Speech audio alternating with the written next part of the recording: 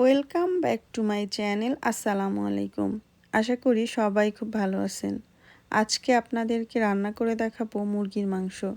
কিভাবে খুব সহজে মজা করে মুরগির মাংস রান্না করতে পারবেন সেই রেসিপিটি আপনাদের সঙ্গে শেয়ার করছি।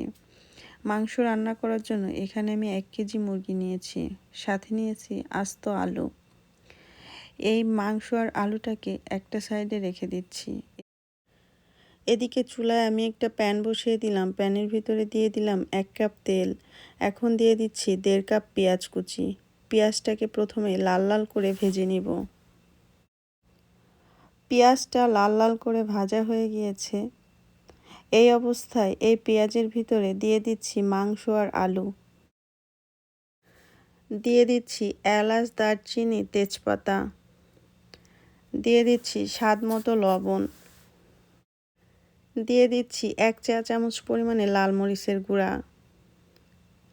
দিয়ে দিচ্ছি হাফ চা চামচ পরিমাণে জিরার গুঁড়া। দিয়ে দিচ্ছি 1/4 চা চামচ পরিমাণে কালো গোলমরিচের গুঁড়া। দিয়ে দিচ্ছি 1 টেবিল চামচ পরিমাণে রসুন বাটা। দিয়ে দিচ্ছি 1 চা চামচ পরিমাণে আদা পাউডার। দিয়ে দিচ্ছি 1/3 কাপ পরিমাণে টক দই। এখন মাংসটাকে মশলার সঙ্গে ভালো মতো কষিয়ে নিব।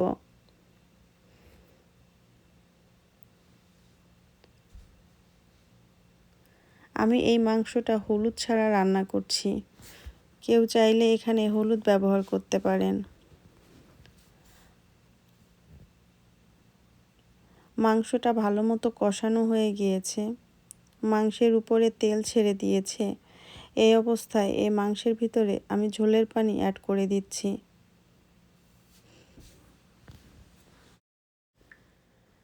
যাদের হাতে সময় কম, ঝটপট মাংস রান্না করতে চাইলে এইভাবে মাংস রান্না করতে পারেন। এই মাংসটা ঝোল ঝোল খেতে বেশি ভালো লাগে।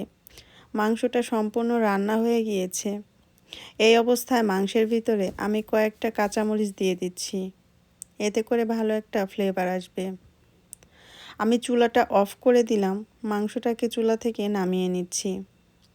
আমি একটা বাটির ভিতরে মাংসটা তুলে নিচ্ছি। কতটা ভালো হয়েছে এই মাংসটা। আমার ভিডিওটা আপনাদের কাছে কেমন লেগেছে আমাকে কমেন্টস করে জানাতে ভুলবেন না। আমার ভিডিওটা দেখার জন্য আপনাদেরকে অসংখ্য ধন্যবাদ।